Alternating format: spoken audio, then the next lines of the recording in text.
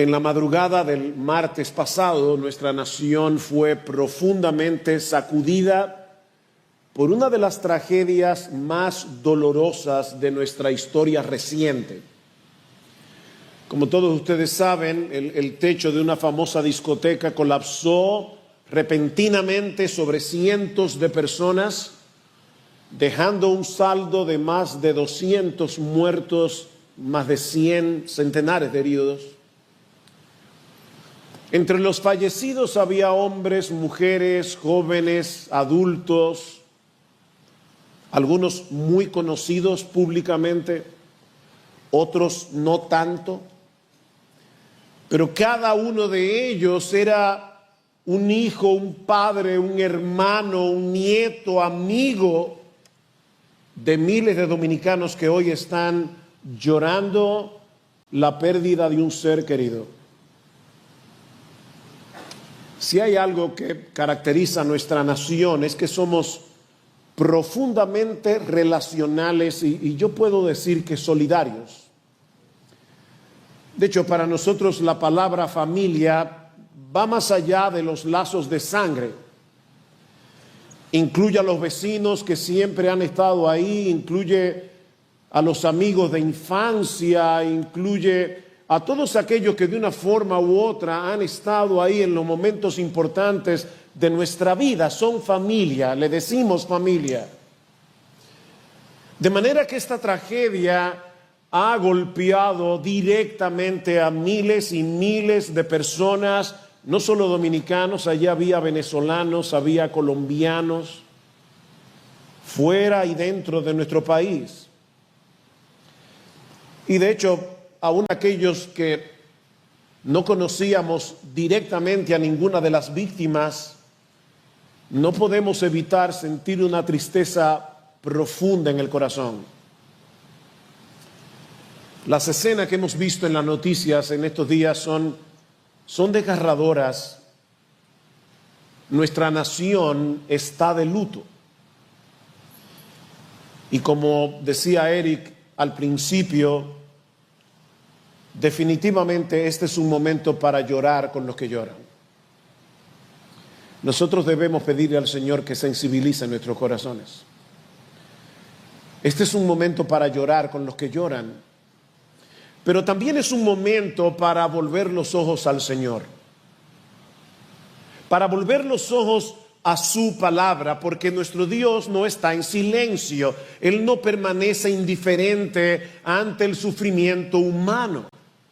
Y en medio de esta tragedia, su palabra tiene mucho que decirnos. Y no es una explicación fría y distante, sino una palabra viva y poderosa que trae sabiduría, que trae consuelo, que trae una esperanza verdadera. En esta mañana queremos contemplar juntos al Dios encarnado, nuestro Señor Jesucristo, que no solo se muestra sumamente, profundamente compasivo frente al dolor humano, sino también se presenta como aquel que tiene el poder de destruir de raíz la misma causa de ese dolor. No solo queremos contemplar a ese Jesús que se compadece ante el dolor humano, queremos contemplar a ese Jesús que vino a destruir la causa de ese dolor. Este relato de la resurrección de Lázaro es una mezcla impresionante de autoridad y ternura, de lloro y de poder divino. Y hay al menos tres grandes enseñanzas que podemos extraer de este pasaje. Yo le oro al Señor que obre poderosamente a través de estas simples enseñanzas de su palabra, a través de este pasaje en los corazones de todos, creyentes e incrédulos. La primera es que nuestro Dios no es indiferente ante el dolor. Nuestro Dios no es indiferente ante el dolor. Vean una vez más versículo 32 de Juan capítulo 11. Cuando María llegó donde estaba Jesús, al verle, se arrojó entonces a sus pies diciéndole: Señor, si hubieras estado aquí, mi hermano no habría muerto. Y cuando Jesús la vio llorando y a los judíos que vinieron con ella llorando también, se conmovió profundamente en el espíritu y se entristeció y dijo: ¿dónde lo pusisteis? Le dijeron: Señor, ven y ve. Jesús lloró. Por eso los judíos decían: mirad cómo le amaba. Cuando Jesús llega a Betania, luego de la muerte de Lázaro, y se encuentra con un ambiente cargado de dolor, Marta y María, rodeado de amigos, rodeado de familiares, están desconsolados por la muerte de Lázaro, todos lloraban. Y dice Juan que al verlos llorar, Jesús se estremeció en su espíritu, se conmovió profundamente, y en el versículo más breve y probablemente uno de los más profundos de la Biblia, dice en Juan 11:35 que Jesús lloró. Jesús lloró.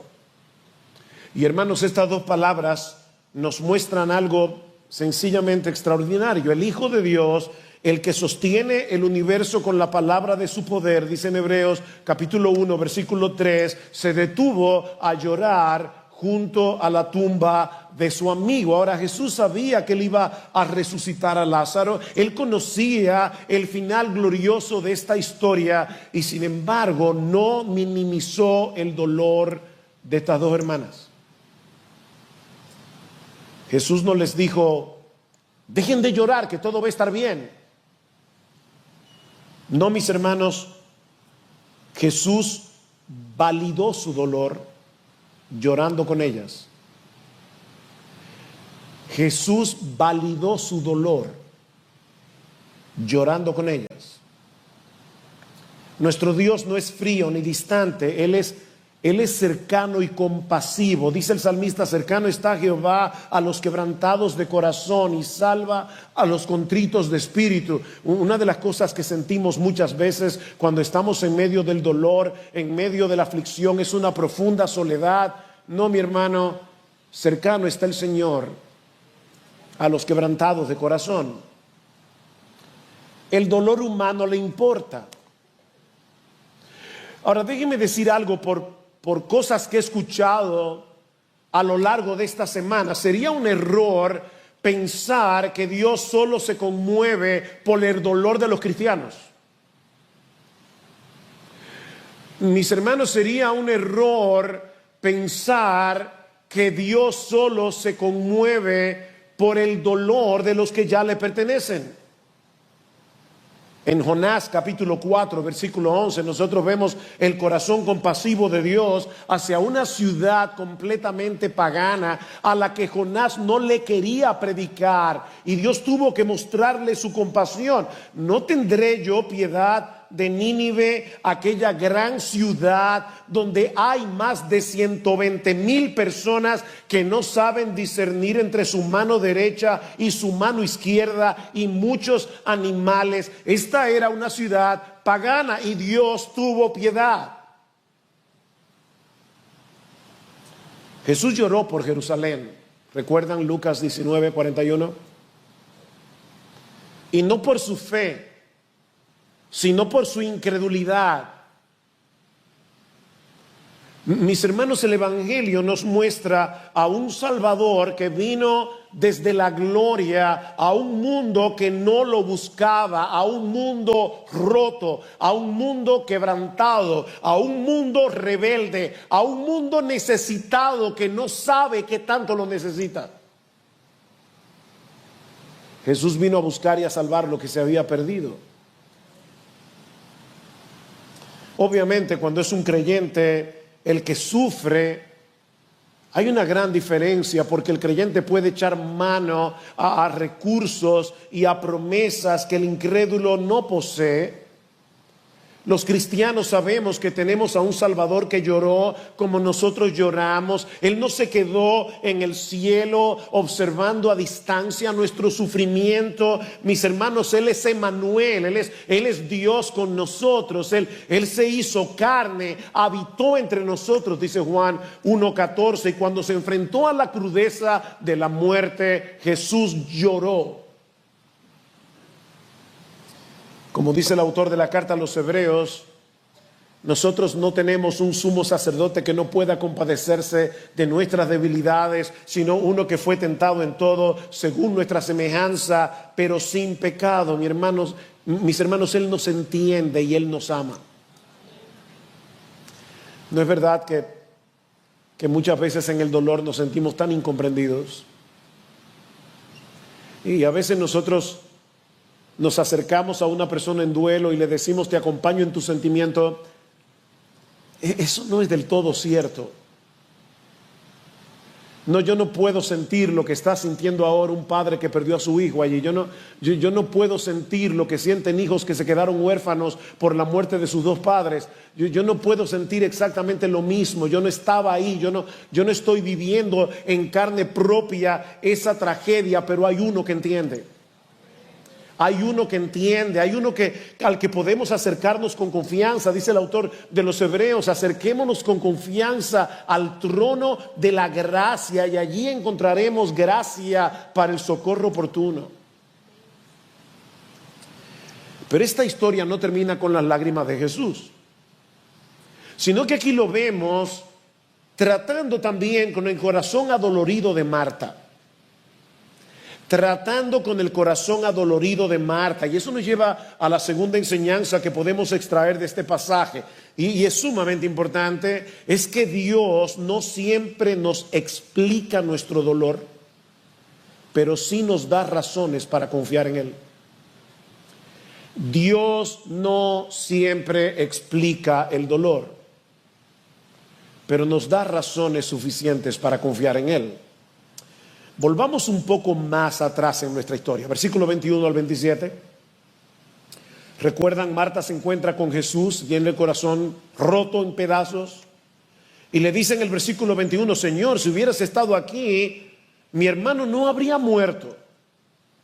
Y yo no creo que sea un reproche, pero sí es una expresión de profundo dolor. Y ¿saben qué? Jesús no la reprende. Qué bueno que Marta tenía la confianza de decirle a Jesús cómo se sentía. Y Jesús no la reprende. En vez de eso, le responde con una promesa, versículo 23: tu hermano resucitará.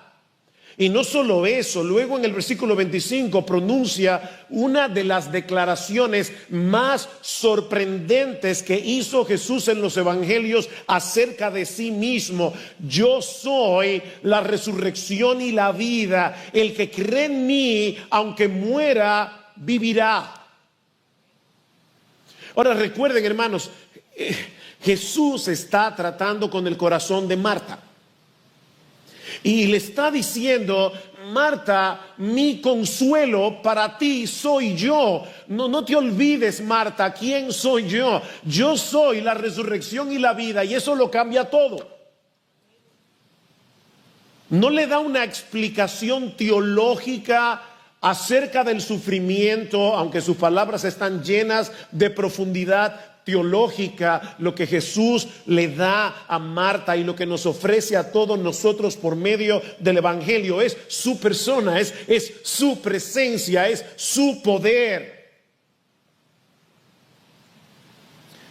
Miren, lo que Marta necesitaba en medio de su sufrimiento no era una teoría.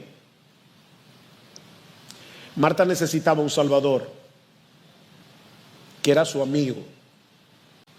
Ella necesitaba seguir confiando en Jesús, aunque todavía no conociera el final de la historia, ni el por qué las cosas habían sucedido como habían sucedido. Recuerden que Marta y María le habían enviado una nota a Jesús: el que amas está enfermo. Y en vez de ir rápidamente a Betania, lo que hace Jesús es quedarse detrás para que Lázaro muriera. Y Marta y María no podían entender esa dilación. Por eso le dicen: Señor, ¿qué pasó contigo? Si hubieras estado aquí, mi hermano no habría muerto. Lo que Marta necesitaba en ese momento no era una explicación teológica de esa dilación. Marta necesitaba seguir confiando en Jesús, aunque no entendiera lo que Jesús estaba haciendo. Y sabes qué, mi hermano, mi hermana, tú y yo necesitamos exactamente lo mismo. En el versículo 26 Jesús le dice: Marta, todo el que vive y cree en mí no morirá jamás. Y le pregunta: ¿crees esto? Aquí está la clave. ¿Tú crees esto? Yo sé que lo conoces. Yo sé que tú tienes una buena teología, porque la misma Marta le dijo: no, yo sé que todos van a resucitar en el día postrero. Marta, yo sé que tú tienes una buena teología, pero como leía en estos días, mis hermanos, nuestra teología mental y nuestra teología del corazón tienen que hacerse una, y tienen que fundirse en una. Él está diciendo: Marta, yo sé lo que tú piensas acerca de la resurrección. Yo sé que tú tienes una buena doctrina, pero mi pregunta es: Marta, ¿tú lo crees?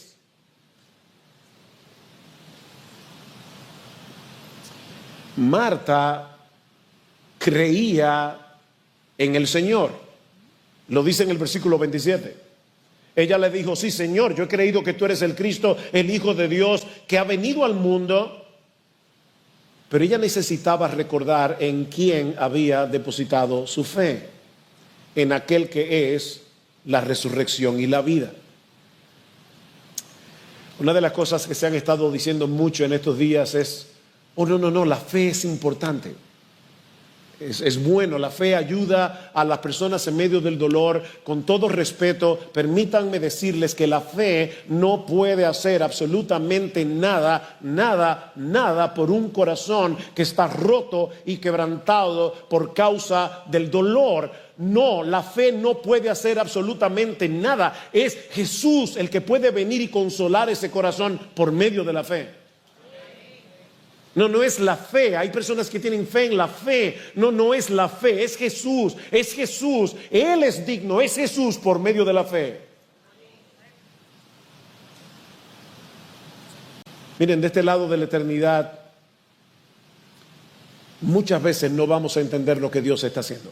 No vamos a entender el propósito de Dios en todo lo que Él permite, en todo lo que Él decreta. La providencia de Dios es profunda, es compleja. El Señor está haciendo un sinfín de cosas en cada cosa que hace. Es por eso que al meditar en el modo de obrar de Dios, Pablo no puede hacer otra cosa que postrarse y adorar, oh profundidad de las riquezas, de la sabiduría y de la ciencia de Dios. Cuán insondables son sus juicios e inescrutables sus caminos. Los pensamientos del Señor son infinitamente más altos que los nuestros. No entendemos del todo la mente infinita de Dios, pero ¿saben qué? Sí sabemos quién es Él. Sabemos que Él es sabio, que Él es justo, que Él es bueno, que Él es amoroso. ¿Y sabes por qué lo sabemos? Porque lo vimos colgado en una cruz. Lo sabemos porque lo vimos colgado en una cruz. Allí en el Gólgota, el Padre entregó a su Hijo por amor a pecadores, no para explicarnos el sufrimiento, sino para redimirnos de Él. Pablo dice en Romanos capítulo 5 versículo 8 que Dios muestra su amor para con nosotros en que siendo aún pecadores Cristo murió por nosotros. Allí en la cruz se revela en toda su belleza el amor de Dios, pero ¿saben qué? También allí se revela en toda su crudeza el amor de Dios. El Hijo inocente y puro de Dios tomó el lugar de pecadores en esa cruz para cargar con nuestra culpa. Esa cruz no solo es hermosa, esa cruz es cruda. Así que si te sientes perplejo en este momento, mira a la cruz. Probablemente eso no despejará tu perplejidad. Allí no encontrarás todas las explicaciones que estás buscando, no. Pero verás allí al Dios que no solo permite el dolor, sino que también lo llevó sobre sí mismo en la persona de su Hijo. Él es confiable, aunque no lo entendamos del todo. Lo que nos lleva a la tercera enseñanza de este pasaje, y es que Dios ha hecho algo definitivo contra el pecado y la muerte. Dios ha hecho algo definitivo contra el pecado y la muerte. Vuelvan otra vez al versículo 38. Entonces Jesús, de nuevo, profundamente conmovido en su interior, fue al sepulcro. Por favor, deténganse un momento allí, porque es la segunda vez que Juan nos dice en este relato que Jesús estaba profundamente conmovido, y lamentablemente no hay una equivalencia perfecta del español para poder traducir esta palabra. Lo que está diciendo allí no es simplemente que Jesús estaba lleno de compasión o que Jesús estaba lleno de tristeza, y lo estaba, pero esta palabra específica que Juan usa allí significa una profunda indignación interna. De hecho, esta palabra lo que significa es resoplar. Cuando tú estás tan molesto que estás resoplando ante la tumba de Lázaro, Jesús no solo sintió tristeza, Jesús sintió indignación.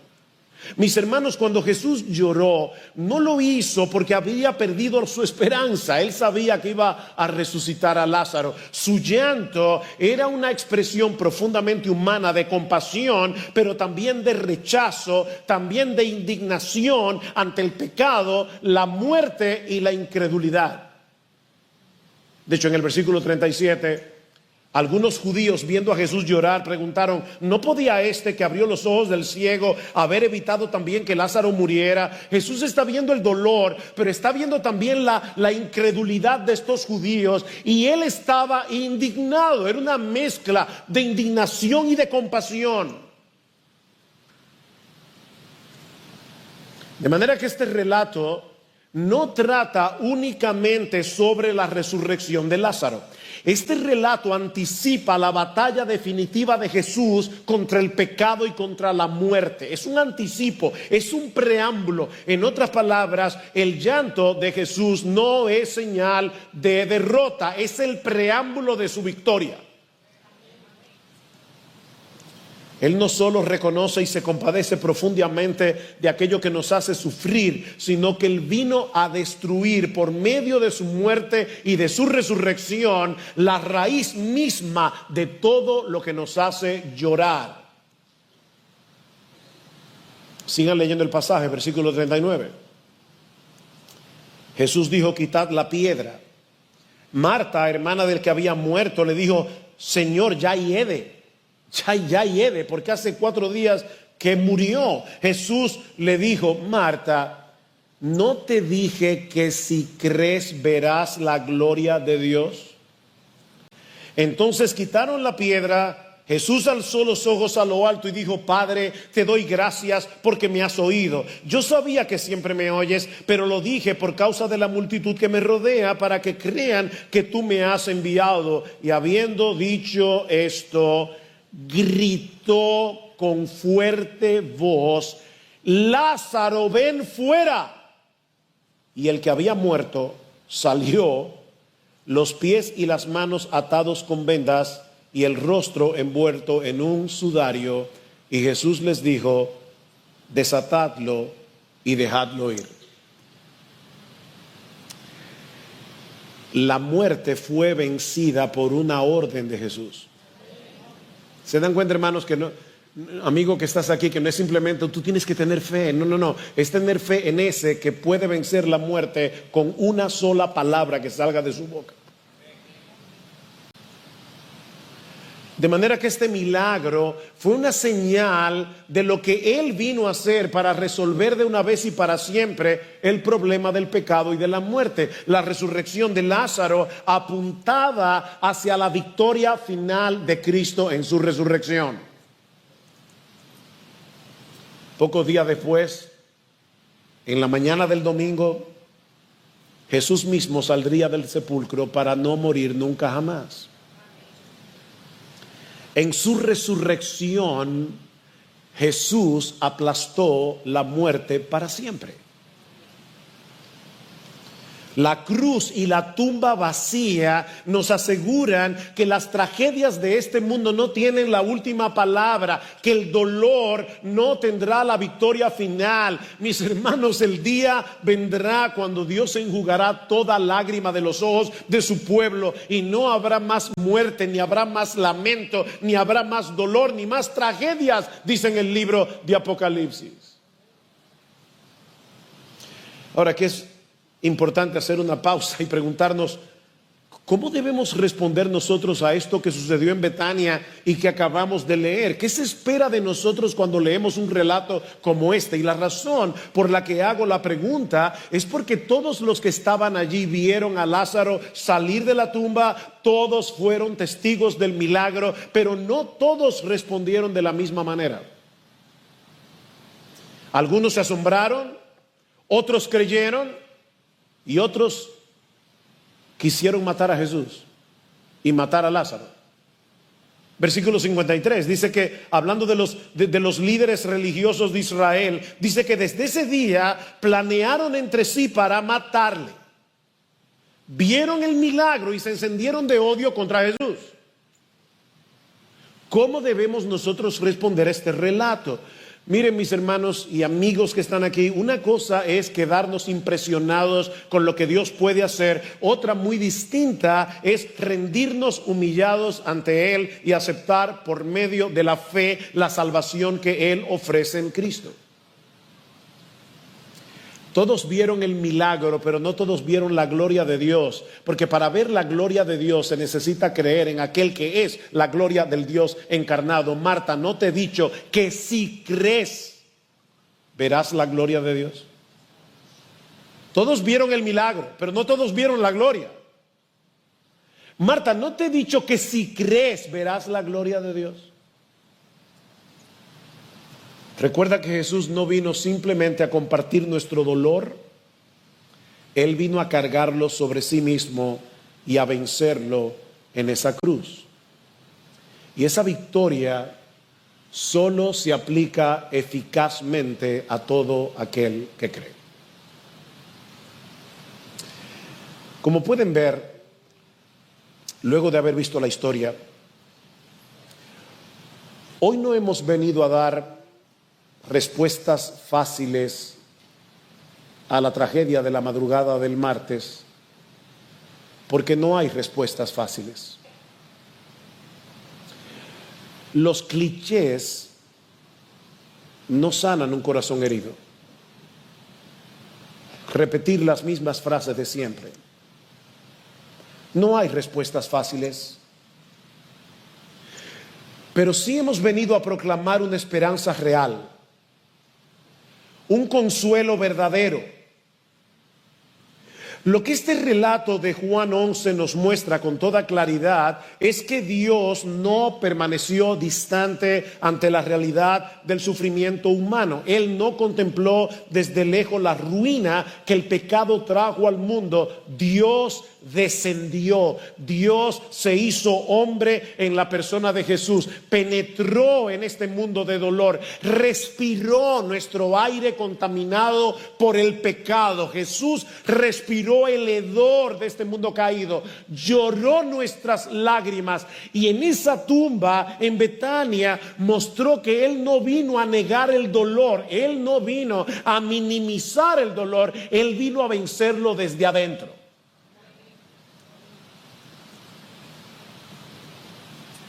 ¿Recuerdan aquella escena en Daniel capítulo 3 cuando los amigos de Daniel fueron echados en el horno de fuego ardiendo?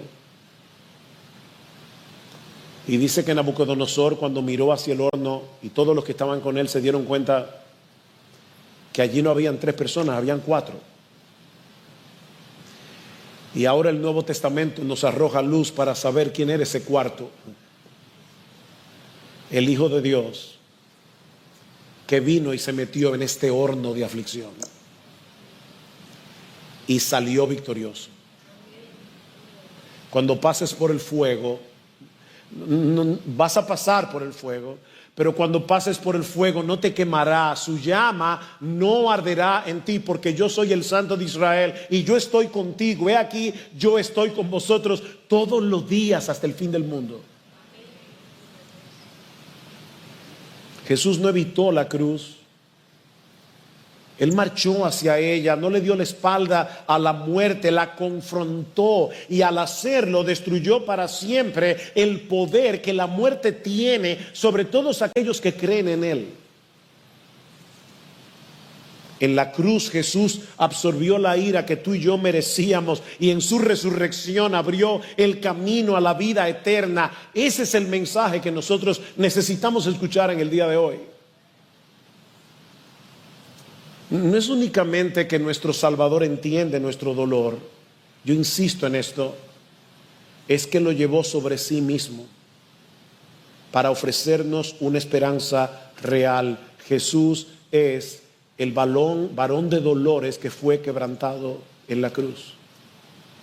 Varón de dolores. Él no solo lloró con Marta y María, Él derrotó lo que causó ese llanto. De manera que en medio de esta tragedia nacional tan desgarradora, los creyentes necesitamos mostrar la compasión de Jesús y al mismo tiempo proclamar que Él es la única esperanza para este mundo dañado por el pecado. Este es un momento para llorar. Es un momento para orar, pero es un momento para predicar con sabiduría, con gracia, buscando el momento oportuno. Porque este mundo necesita escuchar, mis hermanos, este mundo necesita escuchar que la desesperanza no reina, Jesús reina. No la desesperanza, Jesús reina. El mismo que gritó: Lázaro, ven fuera, es el que un día llamará a todos los suyos de sus tumbas con voz de mando, con trompeta de Dios, y los levantará para vida eterna. Y esta esperanza está disponible para todo aquel que cree. ¿Tú crees esto?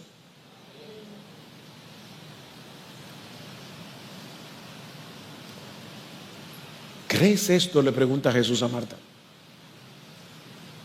Y ella le responde: sí, Señor, yo he creído que tú eres el Cristo, el Hijo de Dios que viene al mundo.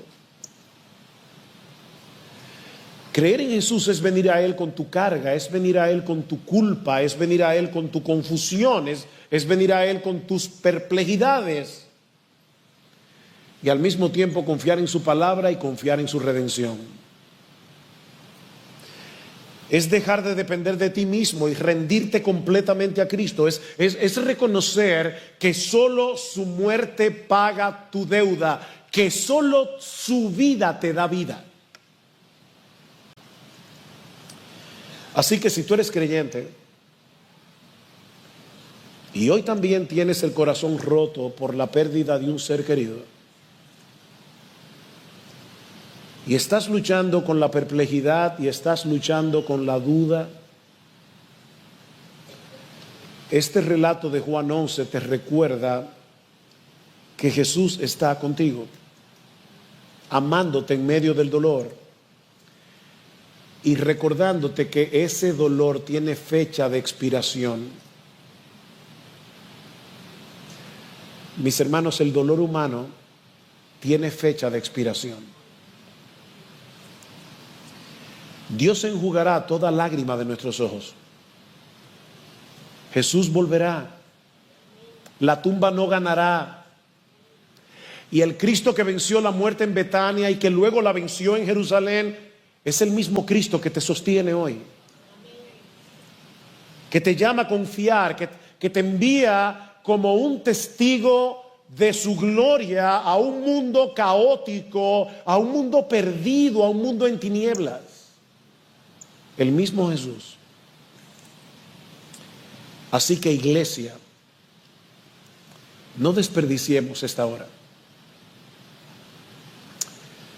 Oía a alguien decir, lo más triste de todo esto es que dentro de unos días esta noticia ya no estará en nuestro corazón, a menos que hayamos perdido a alguien. Los dolientes seguirán dolidos. Nosotros seguiremos nuestra vida. Oh no, mis hermanos, no desperdiciemos esta hora. Esta tragedia no solo trae lágrimas, sino también un llamado de parte de Dios, un llamado a vivir con urgencia. Urgencia, hermanos, hay urgencia. Como decía Erika al principio, yo pensaba en esas personas que murieron el martes en la madrugada. Me las imaginaba en los días previos haciendo planes, no solamente para la fiesta a la que iban a ir el lunes, probablemente haciendo planes para el futuro. Me los imagino preparándose en la tarde del lunes sin saber que le quedaban horas de vida. Hermanos, hay urgencia. La muerte no manda aviso, la muerte no es democrática, la muerte le llega a todos y le llega en cualquier momento.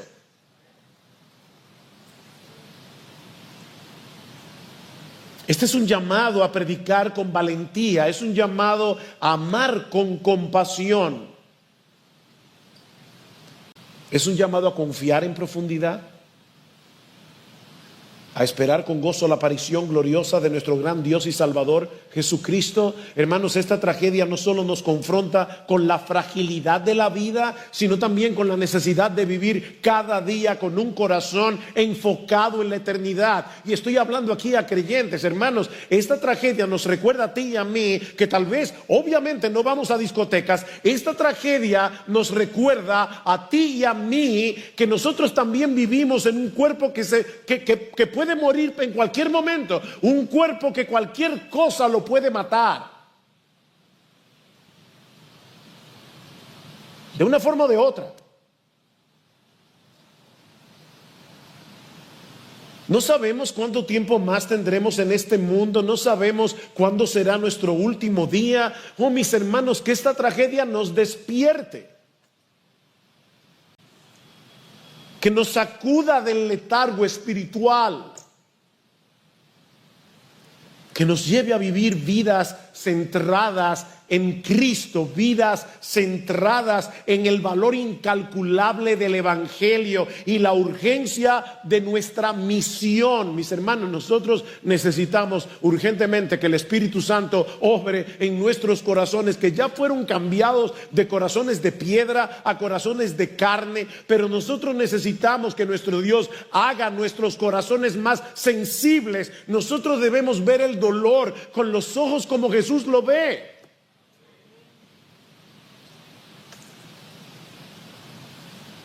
Necesitamos que el Señor nos llene de compasión por los que sufren. El mundo está lleno de oscuridad, de dolor, y nosotros fuimos llamados a brillar como luminares, dice Pablo en Filipenses, manteniendo en alto la palabra de vida. Decía C.S. Lewis, el dolor insiste en ser atendido.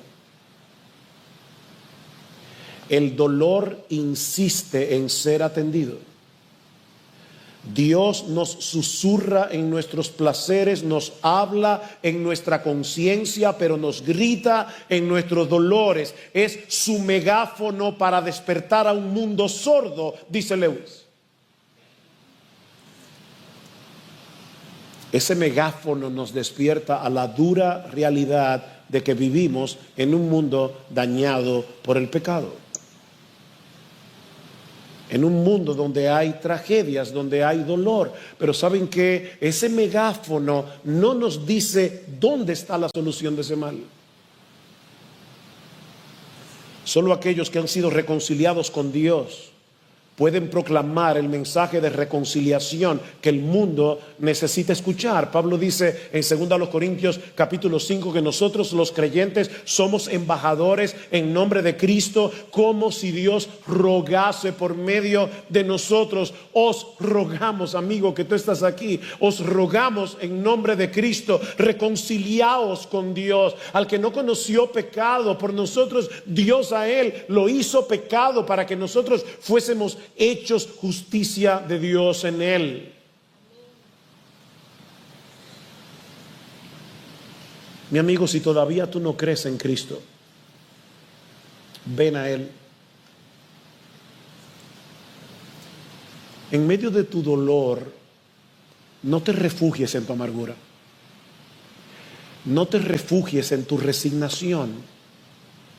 No huyas de Dios. Refúgiate en Él. Refúgiate en aquel que fue traspasado por nuestras rebeliones, que fue molido por nuestros pecados. Mi amigo, no tardes, no tardes. Hoy es el día aceptable, dice la Escritura. Ven al Cristo que lloró frente a la tumba de su amigo. El Cristo que ama, que salva y que reina. Él es tu única esperanza. Y Él ha prometido recibir a todo aquel que viene en arrepentimiento y fe. Mi amigo, ven a Cristo. No desperdicies esta tragedia. Ven a Cristo. Él es digno. Él es digno. Él es digno. Que a Él sea toda la gloria, toda la honra, todo el honor, por los siglos de los siglos. Amén.